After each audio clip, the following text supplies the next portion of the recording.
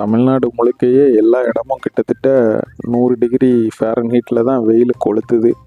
இப்போ நான் நிற்கிறது எங்கள் ஊர் பக்கத்தில் வீராணம் அப்படிங்கிற ஊரில் உள்ள ஒரு குளத்துக்கு முன்னாடி தான் நிற்கிறேன். சாயங்கால நேரங்கிறதுனால அந்த தண்ணி மேலே காற்று பட்டு இங்கே வரும்போது நல்லா சூப்பராக இருக்குது.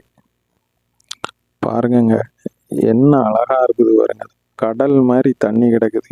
இந்த மே மாதத்தில் இவ்வளோ வெக்கையிலையும் இவ்வளோ தண்ணி கிடக்குது.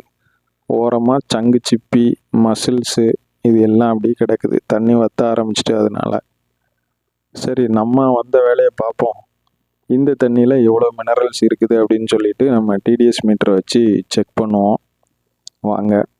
டிடிஎஸ் அப்படிங்கிறது தண்ணியில் கரைஞ்சிருக்கிற மினரல்ஸோட அளவை குறிக்கிறதுக்கான ஒரு அளவு தான். இப்போ நான் பார்க்குற இடம் வந்து களிமண் நிறைஞ்ச இடம். அதனால மெக்னீசியம்லாம் நிறையா இருக்கிறதுக்கான வாய்ப்புகள் வந்து அதிகம். பாருங்கள், 535, 36 இந்த மாதிரி டிடிஎஸ் இருக்குது. இது கிட்டத்தட்ட தாமிரபரணி தண்ணியை விட 21, 22 மடங்கு அதிகமாக சத்துக்கள் நிறைஞ்ச தண்ணி. அதாவது சில சத்துக்கள் நிறையா இருக்கலாம், சில சத்துக்கள் வந்து குறையா இருக்கலாம். சமமாக இருக்குன்னு நம்ம வந்து சொல்ல முடியாது. ஆனால் இந்த தண்ணியை நீங்கள் டைரெக்டாக குடிக்கவே கூடாது. இந்த குளத்துக்கு நேராக மலைகள் கொஞ்சம் தள்ளி தெரியுது பார்த்தீங்களா, அதுதான் வந்து பொதிகை மலை, குற்றாலம் இதெல்லாம் பக்கத்திலே இருக்குது. இங்கேருந்து பார்த்தாலே அந்த மலைகள்லாம் தெரியும்.